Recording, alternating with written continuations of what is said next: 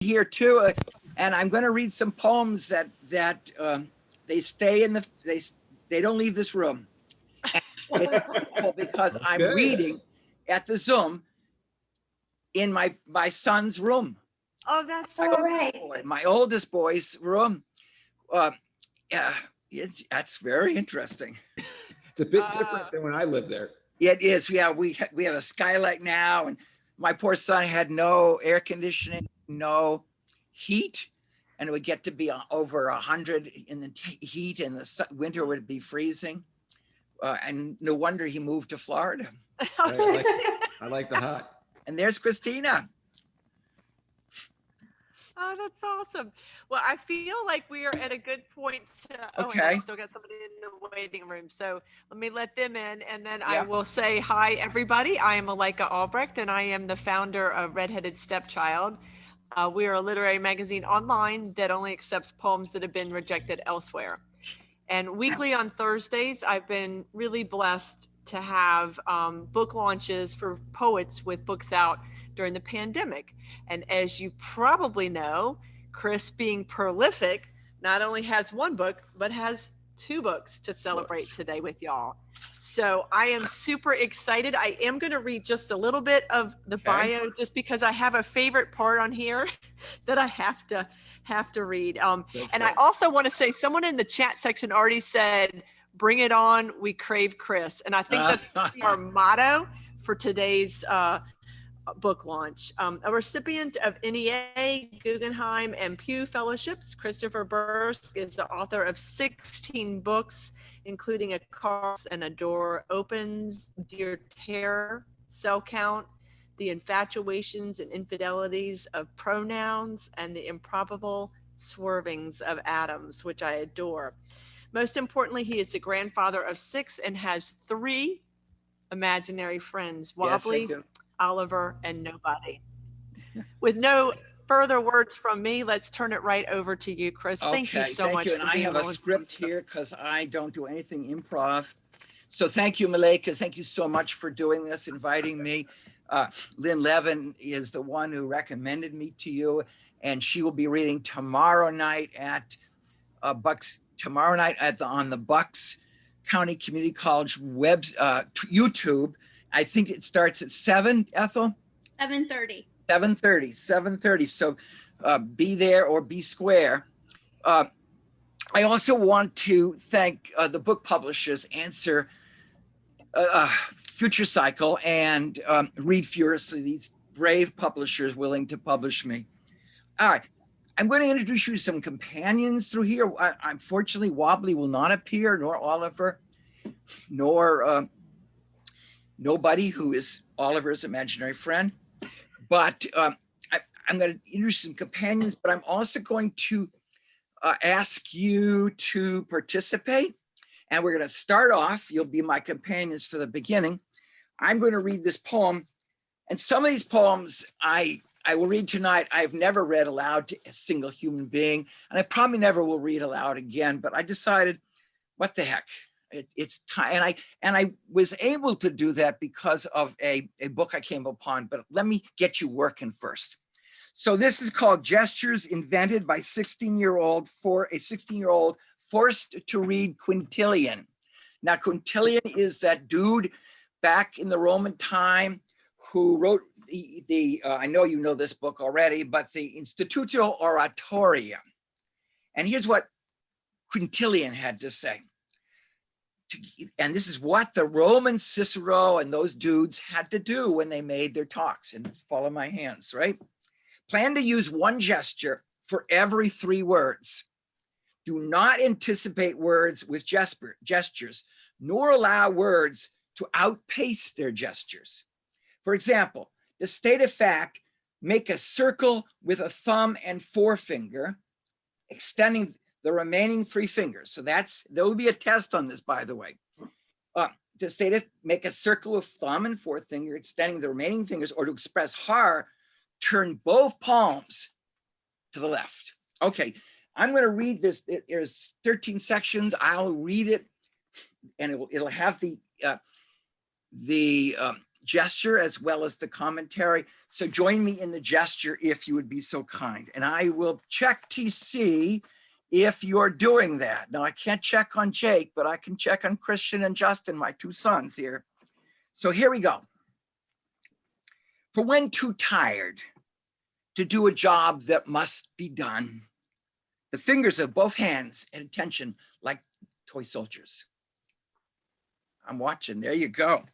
For when you don't wish to face what you know you must face, the first two fingers of each hand held hard against the eyebrows as if to drill the truth home. You get a little calisthenics with me. For when you want something you know you can't have, the tips of the first two fingers of each hand making circles in the temples, consoling even the bones of the skull. I'm sure you're writing these down. For when you know something you don't wish to know, the hands covering the eyes, the fingers played. For the inevitable moment when the lights are turned out and you can't help thinking that you're going to die someday, and there's nothing you can do about it, one finger rubbing up and down the bridge of the nose. For when surprised by a thought so profound, it seems unlikely you thought it, the left hand flat against the skull, fingers splayed. For when afraid to be angry because you're not sure what you'll do, the fingers of the right hand lightly caressing the skin just before the ear, So are you afraid to be angry? Just go like that. For those familiar moments when the brain recommits itself to misery, two fingers on the lips to keep the mouth from somehow that it's reverberating. I think we'll be all right. For those rare moments when you're sure you'll be punished for being too happy, both hands like parentheses on either side of the skull. For when you stop in the middle of what you're doing and wonder, what's the point of doing it? And then go back to doing it, the knuckles wrapping the forehead. And finally, for when you wake up and the birds are clamoring once again for your attention, and the lights rushing into every room, and even the cats know it's time to get up, and you can't believe only a few hours ago, you could think of nothing but the fact that someday you are going to die. The heel of the right hand to the forehead. You did really well. There will be a test at the end, but you did really well. So I'm always often racked in self-doubt, and I was especially racked this week in self-doubt. And a dear friend of mine gave me this book called Writing as a Way of Healing. I don't know if anybody knows this book. It's by Luis Del Salvo. And I found some passage in it that spoke to me because I don't like to give poetry readings. I'm terrified of doing that. And you'll see why as we go through. But this gave me some courage. Here's a quote from Ray Bradbury, right, Fahrenheit 4 or whatever it is. He says, "Not to write, for many of us, is to die." This is a quote from Dorothy Allison, who I don't know yet, called 2 or 3 Things I Know for Sure. And she says, "I'm the only one who can tell the story of my life and say what it means." And finally, this is a quote from Anatole Braillard. "Inside every patient, there's a poet trying to get out." And I highly recommend this book. It's very inspirational. There I'm going to go. That's the self-doubt. That's the words. Here's the self-doubt.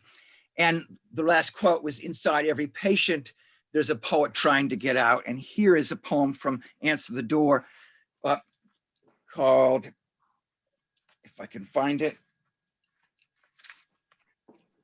hold on, 56, 57. Yes, here we go. "My life as a patient. Are you seeing a doctor?" There's 6 sections. Are you seeing a doctor? My professor asks, meaning noticing the burn marks on my wrists, on the wrist my cuffs try to hide. If only that were enough to see a doctor, to look at him for a while, and then close the door and drive off. 2, visits. That's what my parents told me to call my trips to the doctor. It's if I just happened to be in the neighborhood and decided to pay a call on a Harvard-educated man who spoke softly whenever he talked about sex. And he talked about sex often. 3, finding me naked, fire does not burn away. It needs me as much as I need it. If when I was 7, you asked me if my mother ever tried to kill me, I just said no. She was really trying, she wasn't really trying to murder me. Just teach me a lesson.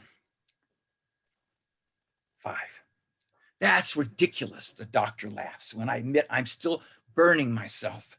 By now, I should have learned to tell a psychiatrist only what's not too difficult for him to hear.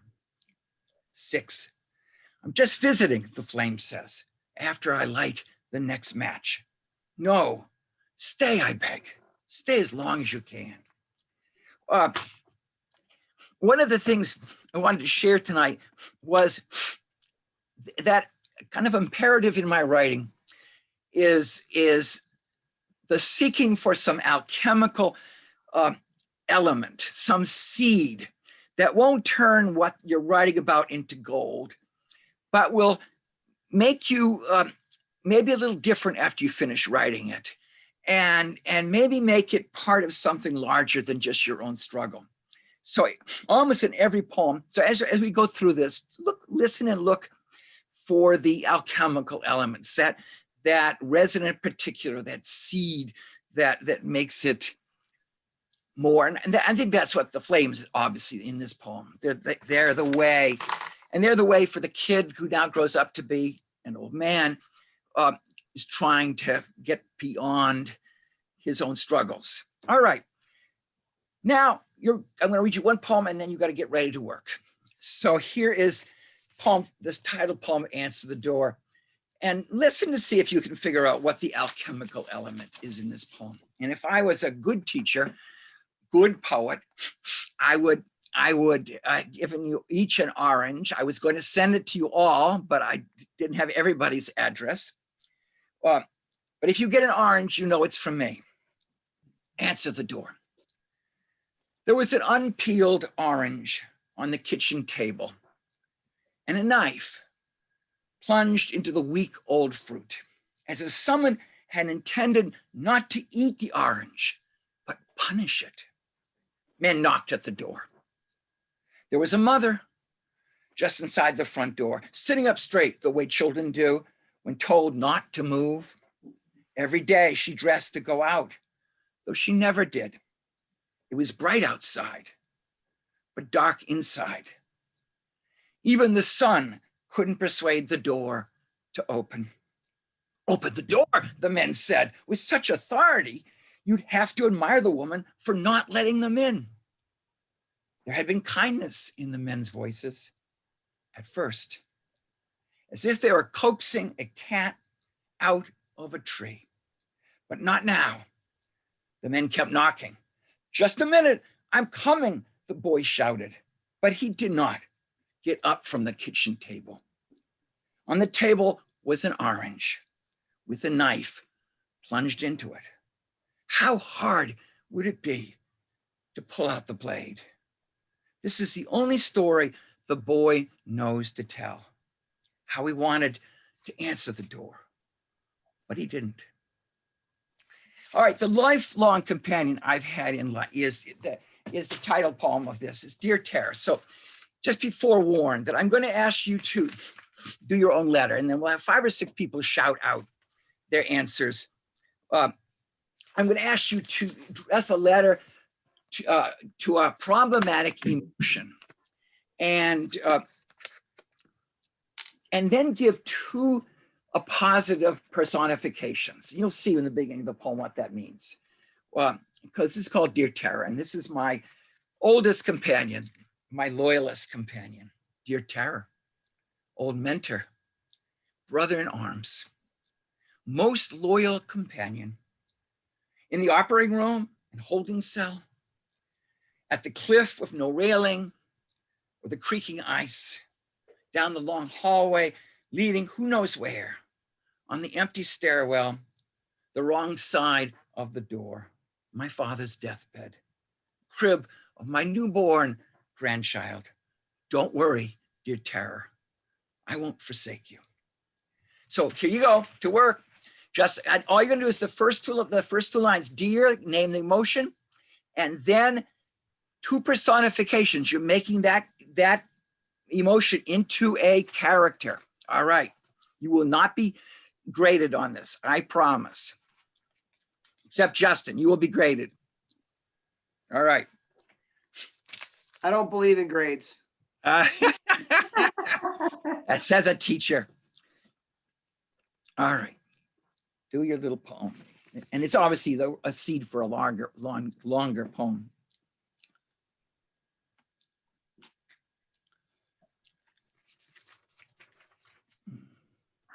No, please. No, I don't know.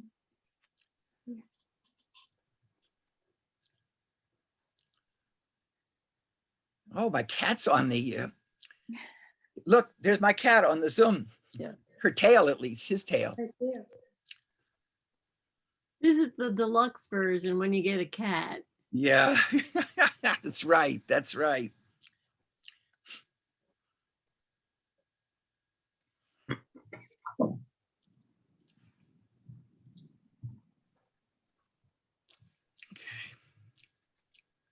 We have more people over here.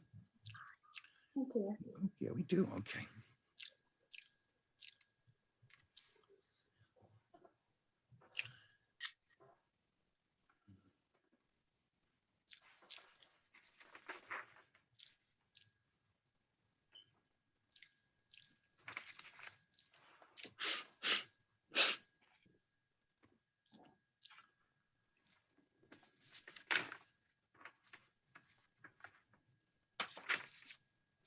All right. Who would like to share? They have enough people, just enough people that everybody could share who wishes to share, I think. So who would like to start off, Malika? Oh, I'll say that was fun. Thank you so much. All right, so now you're going to share your Okay. Here you go. So I have dear shame, dear howling basset hound on the bowed porch, dear dragging hind end of the old nag in the pasture. Oh, and so we're going to say after each one, yeah. All right, all together. Oh, so awesome. Karen, you want to share? That's you, Karen. Yeah, like to share? But I'm such a slow writer, I haven't finished. We're not supposed to All of- finish it. Just 2 lines is good. Okay, all I've got so far is Dear Worry, stop knocking so damn loud. You're not being invited in. Yeah, yeah. Yeah, David, yeah. how about you? David? He's muted. Okay. Who would, I'm not going to call you. I feel like putting you on the spot. Who else would like to share? I'll go, but me Alex and Cat is Danielle have here. been debating whether I'm personifying correctly. Oh, I'll let you know. Go ahead. Dear Gluttony, Oh, yes. take me one more step, one more gulp. That could be a t-shirt. And somebody else share. Yes, Charlie, go ahead. Dear Jealousy, the cat with chiseled teeth, tin can of broken glass. Ooh, yeah, yeah. Anybody else share? Jane, go ahead, and then Bernadette. Dear Loathing, you have played your part, striped pants and tall hat. You convinced me you were in charge. Oh, yeah, yeah. Bernadette, go ahead. Dear Paranoia, my Sherpa, sister sleeping in the next bed. Oh, God, yes. Yeah, yeah. Anybody else wish to share? Couple more people? Diane, did you say yes? No, Oh, you said no. Okay. I missed the assignment, so I didn't do it. I'm sorry. No problem. You're not getting a grade. Wendy, you'll share. Okay, Dear Perfection, Mm. you're the poem without a beginning. The cake with strawberries on top, accompanied by an apology. Oh, yeah, yeah. Anybody else like to share before we move on? Okay, these were wonderful. They were wonderful. I'm going to have another prompt for you right after this. I'm going to read you a poem called In Fifth Grade, You Decide. I'm sorry, in fifth grade, you decide, but in your version is going to be in, and you're going to say what grade I decided. And then you're going to put whatever you want right after that. And again, these are seeds for longer poems. So this is from Dear Terror on page 24. So I'll find it. In fifth grade, you decide you're an alien. And the you is obviously me. Though you do have bug eyes and a cowlick that stands at attention like an antenna, you doubt you're from anywhere as obvious as Mars. Though sometimes you do run your hand over your body, searching every opening for evidence that'll reveal you're not of the same planet as are the kids who know how to breathe through their noses, or hit a baseball instead of it hitting them, or laugh at the right moment. There must be some proof of why you're not like everyone else. If you just probe deep enough, if you're an alien, it explains everything. Why at the lunch table you memorize the distinctive way each boy chews, the color of every girl's eyes, how some kids have dimples and some don't. Valuable data, perhaps, when you're called to account for your time on Earth, as you surely will be, for when they return for you. You don't know who they are, but you know they must be coming for you. Soon, you hope. All right, simple task. In what grade, or it could be in a year in college as well, or it could be what age, but let's keep it as a younger, let's from college down. In X grade, I decided to be, and let your mind go a little bit here, okay?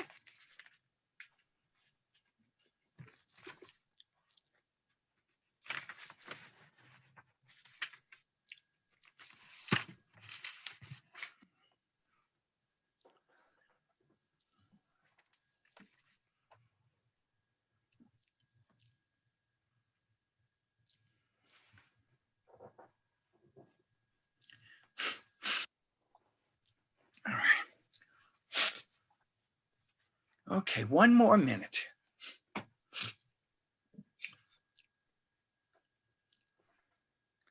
And if you're shy, you could put it in the chat room.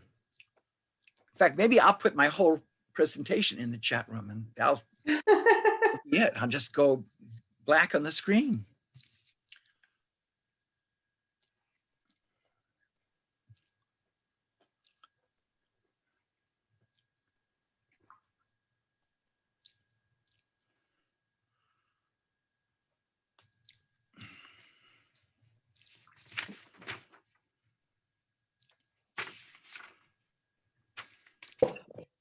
Will you clean your paw, please?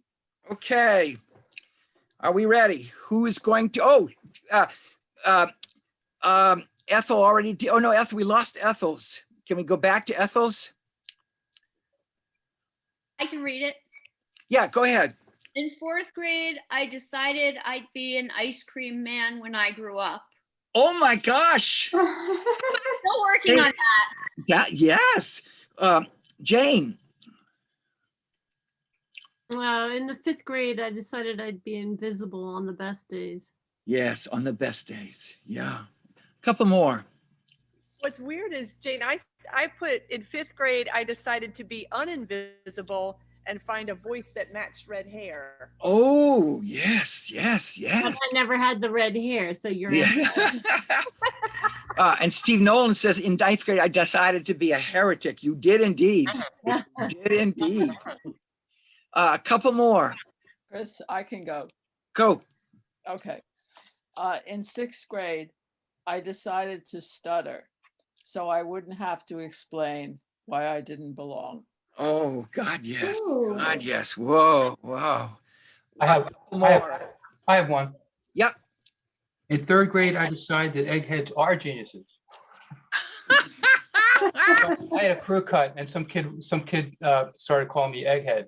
I And love it. my grandmother said, "Tell him tell him that eggheads are geniuses." Oh, good for her. Good for her. We had a chat room. I didn't want to miss it. I can't even figure. Yeah, in third grade, I decided, this is Christine, to become a thief, steal the chocolate ice donut from a classmate's bag, devoured it, but forgot the evidence on my face. Oh my goodness. Yes. That's wonderful. All right. I hope you share some more on the chat room. Okay. And you might want to explore this. Ethel, I think there's a whole book around this ice cream man there. I'm going to now shift. We're odd, we humans. Cats are strange, dogs are strange, but humans are really whacked. And one of the ways they are whacked is their behavior about sex. So I'm going to read you a poem about an episode of Leave It to Beaver. I'm not sure you saw this episode. After I finish reading, tell me if you saw this episode, if you would be so kind. And it is Wally tells Beaver about sex. Now, who knows who you all know Beaver, right? Yes. And Ward and June and Wally and Eddie Haskell. So let me know afterwards if you've seen this episode. Wally has a crew cut. Beaver does not. Wally knows about sex. Beaver does not. Here's how you do it. The boys are in the kitchen. Wally takes a giant pickle and crams it halfway into a milk bottle. Geez, Wally, how are we going to get it out? It gives up with a thwop, like the sound a plunger makes. Pulled back so fast, its rubber skirt turns inside out. Dad does that? Sure, Wally says. He had to, at least twice. Once for me, once for you. Wally hangs out with Lumpy. Beav sits halfway in the tire swing all afternoon, his butt hanging out the back. He doesn't say anything. To his mother, when she unpacks the groceries. To his father, when he arrives home with a briefcase of papers that Beav tried to read once, but ended up turning into jet airplanes, much to Wally's delight and Ward's dismay. Now Beav sings to himself. Maybe he'll grow up to be a singer. It's the first time he's ever thought that. He sings loud. He sings soft. He likes soft the best. I would have loved that to be an episode, actually. And there's Jerry Mathers out on the swing, and he's singing loud, but he decides he likes soft the best. So this is a poem about a character who's 15 and a difficult, puzzling age especially for kids like I was. If you're 15, so much is expected of you. And here is a little quiz for you. Where is the alchemical element in this poem? If you're 15, so much is expected of you. Do you want to?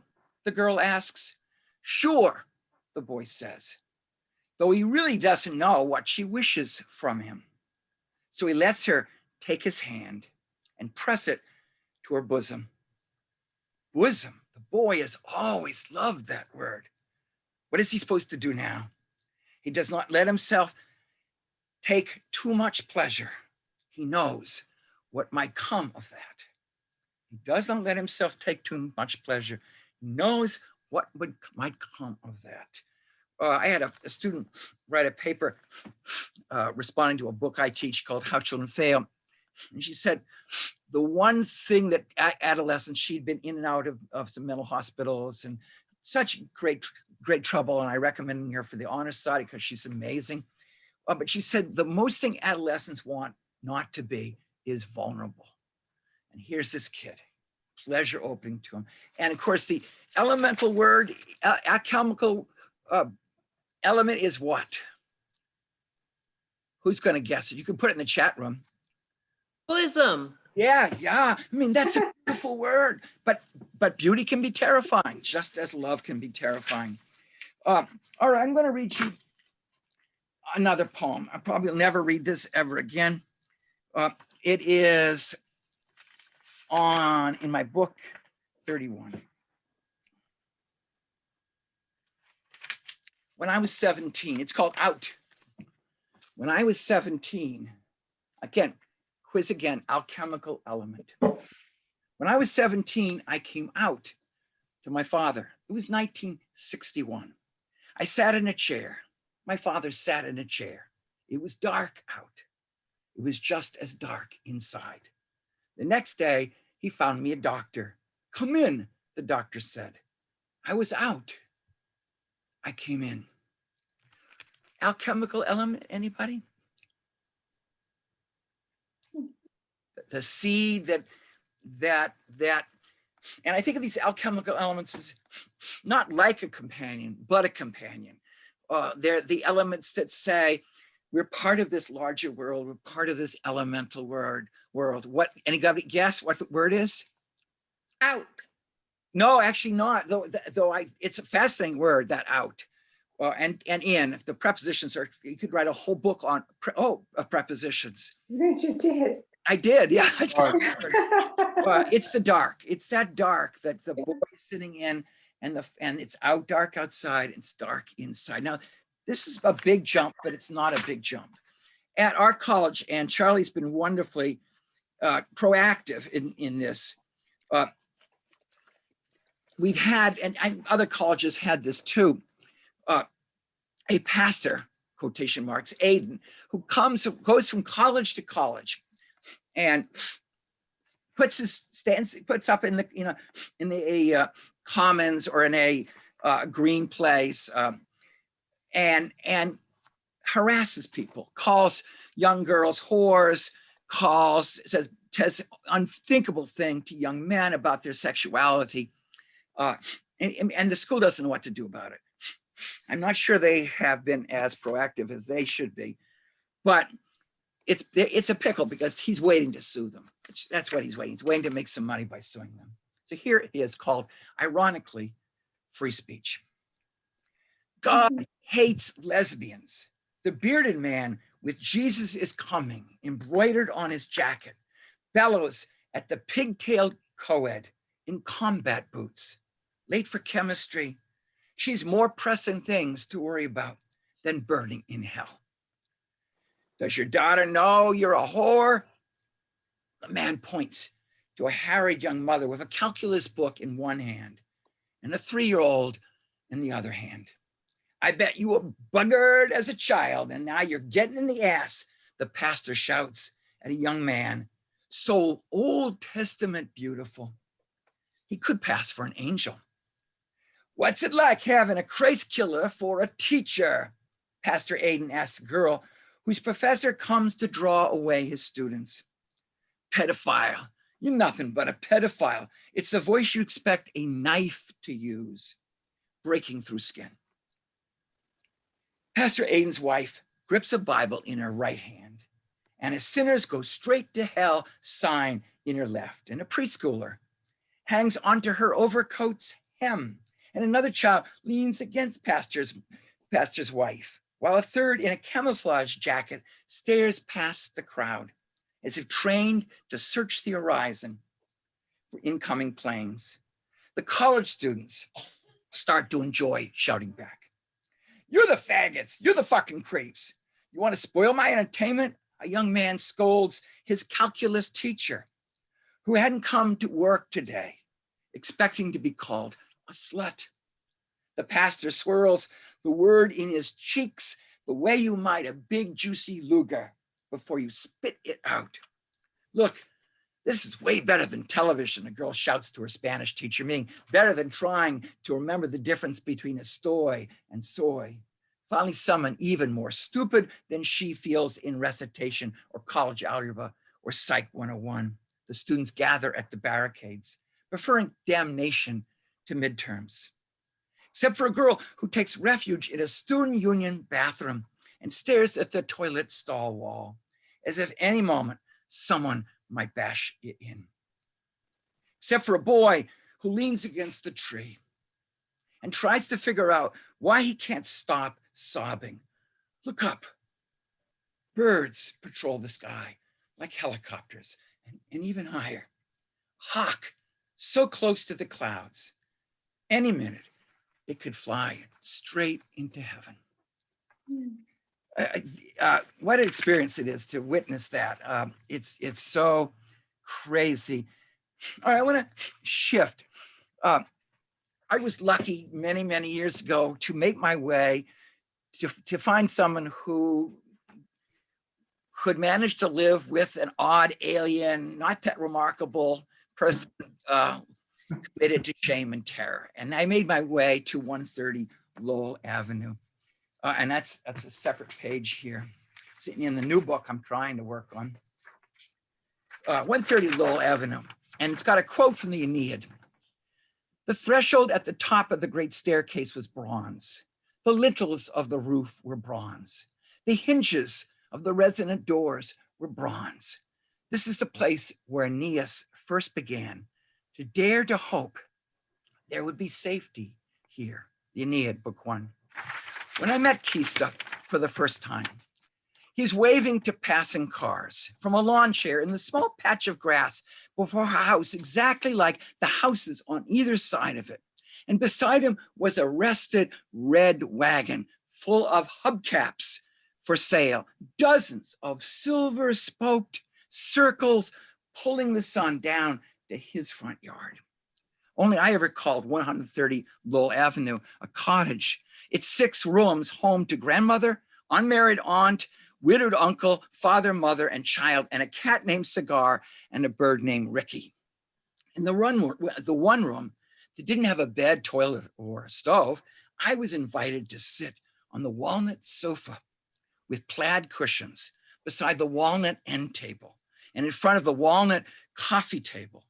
And I looked up at the Virgin Mary framed on the wall and was served ginger ale from the old television set, now a liquor cabinet. And I smelled the baked lasagna, impatient to be devoured in the next room. And notice no books except for a Bible that obviously had not been read in a very long time, and a photo album full of pictures of a pudgy, bespectacled child with a smile that seemed to say, I know I'm everyone's darling, but still I must make my own way. And it was then that, like Aeneas, I first began to dare to hope there could be safety here. And I swore, unlike Aeneas, I'd never forsake this chubby girl who grew into a slender economics major with a student loan and lovely cheekbones, and whom I'd only kissed just a month ago. No, I'd do almost anything not to betray her or anyone in the house. And my sons are here, and they will recognize, and I'm sure some of them have this furniture, the walnut furniture for sure. I don't know who has the liquor cabinet. All right, we were lucky to have 3 kids who are my heroes. And this is one poem. It's called Dog. It's on 35 in Dear Terror. And it's a little lighter poem than some of these heavier ones. Dog, and it's for my son, Christian. Today, a Christian long ago, young Christian. Today, a very young Christian, as you'll see in the poem. Today, I pick a window to hold my son in. He's just getting used to seeing this world. I show him a gull. How did it get this far inland? I ask, though he's hardly in a position to know. A woman on the street below seems startled. Is it the plane that's just shouldered its way out of the clouds? She looks as if she's about to start a fight with someone. The sky? A dog's watching her. D-O-G. I spell as if it's never too early to teach my boy the truly important things. But right now, he's not ready to look at anything besides his hands. What a marvel. They open and close. I mean, you look at kids and, their hands are fascinating, right? And we maybe have lost that. We should have maybe 10 minutes now. We just look at our hands and marvel how they open and close. All right. I was also lucky to have 6 grandkids who are also my heroes. And I will read this one poem called Second Year of the Presidency. And you can guess what presidency it is. It's not the new one. And here we go. 27. No, I got to find it somewhere. It's buried here. 4, page 4. That's soon in the book. Yeah, that's soon. In the second year of the presidency, every day, Tyler, that's my grandson, visits his Opa. His Opa makes sure there's a forest fire only Tyler can put out, or a flood only Tyler can stop in its path. Then Tyler turns 13, and his Opa watches from the window as the boy shoots hoops by himself. Sometimes the ball doesn't bother with the rim. It nestles in the net. The net welcomes it, then immediately lets it go. Sends it on its way. No strings attached. For a moment, Tyler's Opa forgets the planet is doomed. All right, alchemical element, quick quiz. Alchemical element, what is it? Alchemical element. Basketball hoop. Yeah, basketball, yeah, the net, No strings attached. No strings, yeah. Well, that magic, that perfect justice of the ball going through. All right, this is a very different poem, and it's kind of answers that in a way. I mean, this is that moment in life where you think with Tyler that, that the world, there is hope for the world, but sometimes we feel there isn't. It happened, and I'm going to read this, and then you think, I'm going to ask you to respond, but you think about what your it might be. You get a phone call. It happened. You get a phone call, and nothing's the same afterwards. You turn on the news, and nothing's salvageable for this day and many days hereafter. You ask a stranger how he is, and then he tells you. You wander onto a website, and you never can unsee what you see. You drive your cousin's burnt home and stare. You place lilies of the valley on your mother's gravestone, even though you know the wind will blow them off afterwards. You sit next to your sister in the doctor's waiting room and whisper, "It'll be all right." You make the mistake of waking up. I got lost. You make the mistake of waking up the very morning you should have stayed in bed. You answer the door, though the mailman's not in the habit of knocking unless it's bad news. The week after your friend has died, you dial her number. You listen for her voice and know there's nothing you can do to make time feel sorry for anyone. The newspaper doesn't care if it ruins your day. The light falls on the words you're writing. It offers no helpful suggestions on how to get through this week and the next. All right, I'm going to end with 3 poems.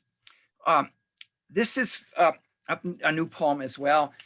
My wife's and my dear friend passed away 2 summers ago, and I was privileged to be with him we both were privileged to be with him maybe about a month before he died, and then I was privileged to be with him a couple days before he died. And it's called "For the Boy I Wanted 50 Years Ago to Take to the Senior Prom." This week, your throat has refused to swallow any of your favorites we tempted with: black-bean cherries, permaquit oysters, minced papaya. It's too difficult to nibble biscuits softened in milk. Your lips burning even rice pudding and the exotic purees that pretend they're just as appetizing as solid food: banana pepper puree, organic cilantro puree, green goddess puree. It's one thing to ask you to be brave, but demand that of your salivary glands, your esophagus too. Your tongue has enough trouble chewing air into words. Has your mouth concluded that it's time to turn to higher matters? And what of us, who swarm around you like a congregation of flies, like a family trying to persuade their wayward boy not to set off on some cockeyed vision quest, like old lovers blocking the monastery door, like children begging for just one more page in the story they don't want ever to end. Even wasting away, you were as gorgeous as Aeneas stepping out of the cloud his mother had spun around him. One more drink of water, we plead. Just one more sip of water. This is called Last Wishes. So I go from the death of my beloved friend and Marianne's beloved friend to imagining myself dying, which is, I'm 78. I got my walker here. I even have my trusty urinal. I swear I wasn't going to raise it, but I'm ready. But this is sort of what I wish for. If I have to die, and who doesn't, I'd like to die with a choir next to my bed. And Marianne, would you arrange this, please? Christian, check on this, please. Justin, we'll talk afterwards. Choirs are not easy to come by, but and they're from England. I'd like to die with a choir next to my bed, boys whose voices haven't changed yet, singing Mendelssohn's On the Wings of the Dove on a CD I bought in one country's cathedral to listen in another's darkened room. Far away I rove in the wilderness, build me a nest. Those last few brief inflated words, foolhardy surrender to the lyric. 2, if I must go, and now it's getting less of a question of if, as more of how soon, I prefer to die taking a nap with an old cat on my chest, one just as tired as I am. Let me lie down after breakfast and breathe my last, listening to cars approaching, as they often do, with a self-importance of messengers. My final minutes devoted to the sounds of my wife pushing through the newspaper's brambly thicket of plagues and wars, her morning sighs over cereal and the sports page. I love how she takes her time with each victory, each loss, her spoon finding the very last sweetness. 3, okay, maybe no dying with my eyes closed. Instead, let me pass away while studying a book I remember depending on. Victims of the latest dance craze, or Miss Plastique, River of Saris, or Living in the Sky, Lift, or Pear Lake Sun, 100 Tifton, or even Paradise Lost. My pencil in the middle of discussion with an impertinent verb, or oohing and awing over an unexpected adjective. Let me stay busy till the end, filling the margins. Milton kindly left so I could talk with him long distance. My question marks quarreling with his stalwart commas. I can bear dying better if I do so while conversing with Geoffrey Chaucer or George Herbert, Liesl Mueller or Lucille Clifton. My exclamation marks making sure Marie Caine, Betsy Scholl, Audre Lorde, Ethel Racken, and Vida Chu know how grateful I am for the blank space they filled with words. Left, I'm certain of it, just for me. Last poem is, and my granddaughter would not like me reading this, but she's not here, so I'm going to do it. And I have my soldiers here, my lead marching band. I was addicted to, and here they are. I have a whole bunch of them. Show and tell. Hello. And this is a poem. I gotta find what page it's on. Marching band, it's in here, 87. And I do have Sadie's voice down completely in the beginning. But it also is we have these Ars Poeticas. And I think the last two lines are my Ars Poetica. And I think that as they go back to that book that I mentioned, wonderful book, Writing as a Way of Healing, Luis Del Salvo, where we have to tell our own story. We have to write to be, for many of us, just to be alive. Marching band. Opa, why do you still have toy soldiers? My granddaughter scolds, and that voice she often uses to make clear how much she disapproves of me, being anything but an old man whose job it is to pick her up from school, get her a snack, and deliver her to brownies. Miles away, an old friend is dying. He and I used to bring our armies over to each other's house and line them up as if that's all life boiled down to. Deciding whom to place next to whom.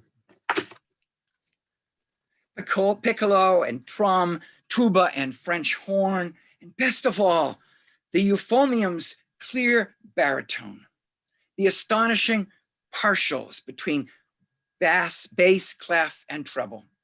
Even after we picked the soldiers up, the musicians up, they couldn't stop playing, even if they wanted to. And you can see that one of the penalties of being a lead soldier is that's the marked position you're in for the rest of your existence.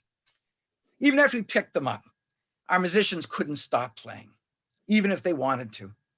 The trumpets and French horns molded in their mouths, as if this were the chief reason one was brought into the world, to stay one's ground, to make one's music there. Thank you, guys. Thank you so much. Thank you. Bravo, bravo. You can unmute and clap. Oh my gosh. Huh. Julie just wrote something that I think is probably what we all are thinking. Chris, you may not feel comfortable reading your words, but seriously, no one does it better. Thank you. Thank you. That's gorgeous.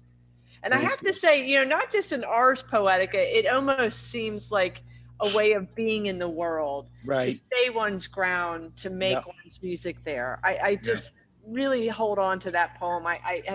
And you read so many of my favorites. I was like, oh my gosh, this is so great. Well, I picked a couple because you said they were favorites, and I thank you. Never dared to read them before, so thank you. Oh, they were fabulous. No, I was so excited to hear the ones that, just for me were so important.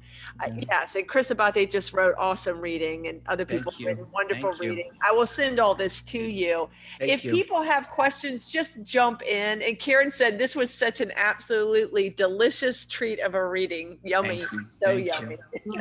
And before we leave, I have a little favor to ask. So just before we leave, we'll ask the favor, okay? But you have questions.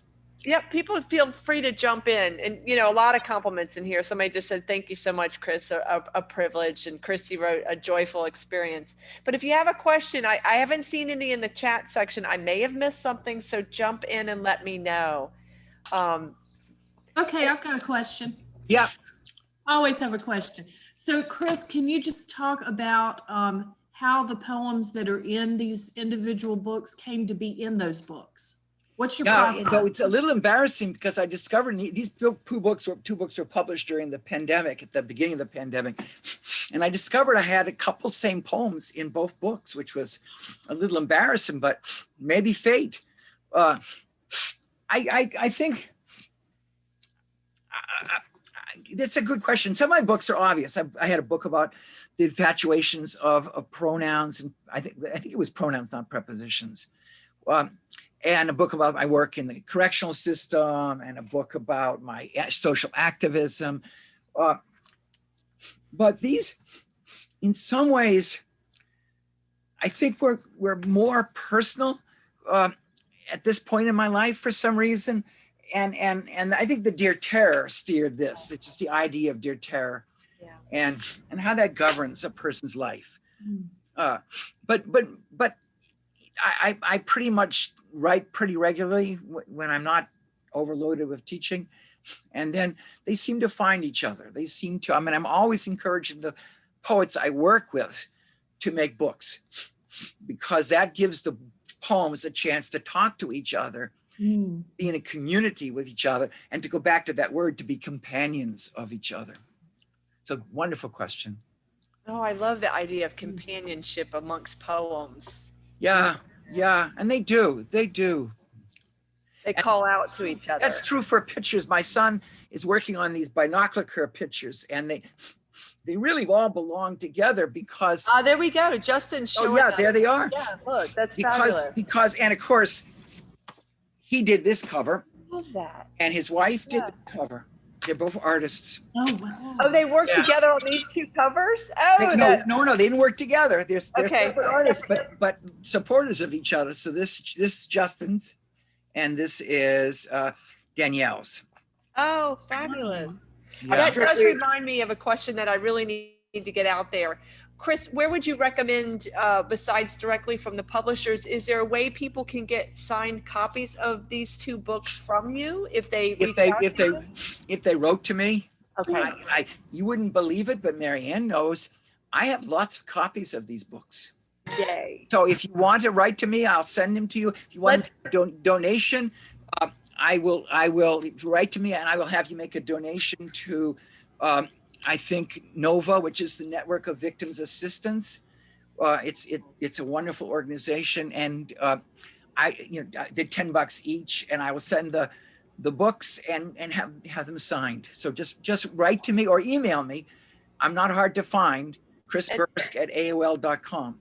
Yeah, I just put it in the chat section if that's okay. And that way, go ahead and cut and paste if you don't already know. But I love that. Yeah. Thank you, Chris. I wanted to Thank make you. sure that people knew where to get the books. Yeah, and it's money for a good organization too. Thank you. That's even more beautiful. Well, we are at time, believe it or not. Boy, that went by so quickly. So this is my favor. And those who worked with me before are not surprised, but I like to end with a little ritual. So this is, when we began with the hand thing, so these guy is blowing his horn, which is all we always have to blow our own horns sometimes to, use our breath to speak to the world. So we're gonna go take our hands like this and go, doo, doo, doo. All right, you ready? Doo, doo, doo. Guys are wonderful. Thank you so much. You take care. Thank you. Thank you. I'm leaving. Thank you. Take it, Malika. Thank you so much. Thank you so much. I was going to say, for your next book, we're setting aside 2 hours. We need more time. Yeah. Thank you. You take care. Thank you, guys. Be well, everybody. Inga, goodbye. Bye. Thank you. Thank you, Malika, also. My pleasure. Bye, guys. Thank you.